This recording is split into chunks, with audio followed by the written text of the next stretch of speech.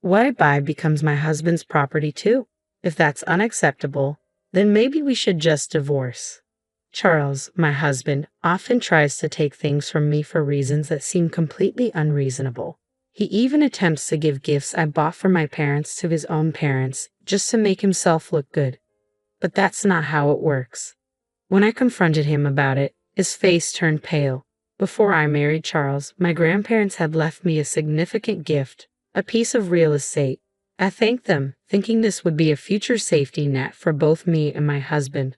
But my grandparents, who were always wise and cautious, advised me to keep it a secret, even from Charles. They insisted that I keep the knowledge of my passive income and financial independence to myself. I felt a pang of guilt about hiding this from Charles, but I chose to follow my grandparents' advice. After my grandfather, who cared deeply for me, passed away, I continued my life with Charles. That's when the incident occurred. One day, while checking the account where I managed our living expenses, I noticed that $10,000 had been withdrawn. This account, which I primarily managed, was meant to cover our household costs, using the money Charles contributed. It was a huge sum, and I had no memory of withdrawing it, which meant it had to be Charles. When he came home that evening, I confronted him. Hey, $10,000 is missing from our living expenses account. Do you know anything about that? Yeah, I lent it to my mom. She was in some kind of trouble, he replied casually, confirming that he had indeed given the money to his mother, Lisa. And you didn't think to tell me? I asked, astonished. It's fine. Besides, it's my money that I earned. We have some savings, so it's not a big deal. That amount won't hurt us, he said, brushing it off. If Lisa was in trouble, what could I do? I had to help. But yeah, I probably should have said something. The account was for both of us, and if he had taken the money from a separate account he had before we got married, it would have been fine. But taking such a large sum from our shared account without a word, that was too much. When I cited his selfishness, Charles frowned, clearly irritated. Okay, I'll tell you next time, he muttered, dismissing the issue and quickly heading to the bathroom. I felt a knot in my stomach. He hadn't always been this way. When we first got married, he was attentive and always listened to me. Was this how marriage changed people? A few days later, I had no choice but to visit my in-laws' house to drop off a package that had been mistakenly delivered to us. Oh, Megan, thanks for bringing this over. Why don't you come in for a bit? Lisa said, greeting me warmly. I hadn't planned on staying, but it felt rude to refuse, so I stepped inside for a cup of tea. As I sat in the living room, I noticed some new, luxurious items, high-end cosmetics, glamorous clothes, and various health products. Oh, my wonderful son gave them to me as a gift, Lisa said with pride. I realized then that the $10,000 in our account had been used for these extravagances. Charles had told me Lisa was in need of money, but it seemed she had used it on indulgent purchases instead. I couldn't help but feel uneasy knowing that the money had been spent on luxurious products for my mother-in-law. As I sipped my tea, unable to muster a smile, I noticed the shift in my in-laws' demeanor. Their cheerful expressions faded, replaced by a stern, almost threatening look. My son is such a wonderful boy, always thinking of me and getting me these lovely gifts. But what about you? My mother-in-law asked pointedly. Yes, as his wife, are you treating my son the way he deserves? My father-in-law added, his tone laced with suspicion. There was something unsettling in their voices. We heard that you give him a hard time about the money he spends on me, my mother-in-law continued. That doesn't seem right, does it? It became clear to me then. Charles had painted himself as the victim to his parents, making it seem like I was the unreasonable one for questioning his decision. Their fearful, accusing gazes now made perfect sense. I felt a deep weariness settle over me. I had never imagined being treated so poorly by both my husband and his parents. The constant neglect and lack of respect were taking their toll, and for the first time, I began to seriously consider divorce. I thought that if I divorced Charles, I would return to my parents' house and use my savings from passive income to rebuild their home. The house, a two-story structure built over 30 years ago before my brother was born, had become too spacious and difficult for my parents to manage as they aged. With just the two of them living there now, even the handrails we'd installed for their convenience weren't enough to make it comfortable. A cozy, one-story house would be far more suitable for them. So I immediately called my parents to discuss my plans. Surprisingly, they weren't shocked at all about the potential divorce. Instead, They were thrilled about the idea of rebuilding their home. "We're so happy you're thinking of this," my mother said, her voice bright over the phone. "Even if we won't be living there for long, it's wonderful knowing it's being done with your income, and you can take over the house afterward." "Thank you," my father added. "But remember, take it easy and don't overdo it." Their encouraging words lifted my spirits, and I set about planning the rebuild. I was waiting to hear back from the construction company when Charles suddenly confronted me. "How dare you use our savings to build a house without telling me anything about it?" he shouted as soon as we sat down in the living room. He banged his fists on the table, his face contorted in anger, completely disregarding my feelings. "My parents will live in the new house," I replied, trying to stay calm. "No, that's not happening. It was built with our joint property, so my parents have just as much right to live there," he insisted, his voice growing louder. "Are you seriously planning to cram 4 people into that little one-story house?" "Shut up and just give me the house," Charles screamed, slamming his fists on the table again. I realized that if he knew about my passive income, his rage would only intensify. But at that moment, I decided it was time to tell him the whole truth. "To tell you the truth," I said, steadying my voice, "I have passive income. I've actually been saving money from the real estate my grandparents gifted me," I explained.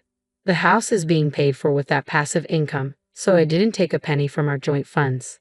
Guilt tugged at me for breaking my promise to keep this secret, but Charles's reaction confirmed my grandparents' wisdom. His shoulders tensed, and he began pounding the table even harder. "What kind of wife hides the fact that she has her own income?" he yelled, his face turning red with anger. "You play around with my money while protecting your own, keeping it a secret from me." Watching him lose control, I realized why my grandparents had warned me to keep this hidden. Maybe they had already seen through Charles, knowing what kind of man he truly was. "I'll take the house as alimony," he snarled. "The house you built as my wife is mine too. I'm the head of this family, and if you disobey me, I'll divorce you." His words filled me with nothing but dismay. How had I lived with this man for so long without realizing his true nature? Initially, I had planned to use my passive income as a safety net, something to rely on if we ever faced financial hardship due to illness or job loss. I intended to reveal it when the time was right to help sustain our life together. But now, any desire to share that money with him had vanished. "Be my guest," I said coldly as I rose from my seat and walked out of the house, leaving Charles and his demands behind.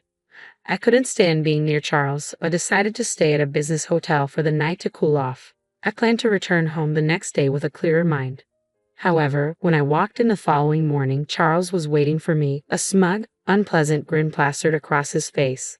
As I entered, he approached me, holding a sheet of paper behind his back. With a smirk, he revealed it. It was divorce papers, already filled out. "You're lying about that passive income, aren't you?" he accused. "You made it up to cover the fact that you were actually taking money from our joint account." His accusations were as baseless as ever, and I found it impossible to reason with him. I had been honest with him from the start, and now I saw no point in trying to convince him further. "I'm telling the truth. I do have passive income," I reiterated. "Here you go again," Charles sneered. "I know you can't live without me." He shoved the divorce papers into my hand, still smirking. "Let me know when we can move in," he said with a dismissive wave as if it were all a game. "I'm going out for a drink." He patted me on the shoulder and walked out, humming cheerfully, completely oblivious to the turmoil he'd caused. In that moment, I saw Charles for who he truly was. He hadn't changed. He had simply hidden his true nature from me all this time. From the beginning, he had looked down on me, never once truly considering my feelings. Without hesitation, I packed my belongings, filled out the divorce papers right then and there, and left the house for good. I decided to move in with my parents temporarily, explaining everything to them. We agreed to stay together until the new house was completed. The next day, I knew my life was finally moving in the right direction. I felt a wave of dismay as I looked at my phone and saw that my call log was filled with missed calls from Charles. Then, as if on cue, my phone rang again. It was him. Reluctantly, I answered, hoping this would be our final conversation. "Hello." "Hey," he said, his voice laced with impatience. "All your stuff is gone, you know." His tone left me puzzled. He was the one who had initiated the divorce, so why was he suddenly panicking when I simply left?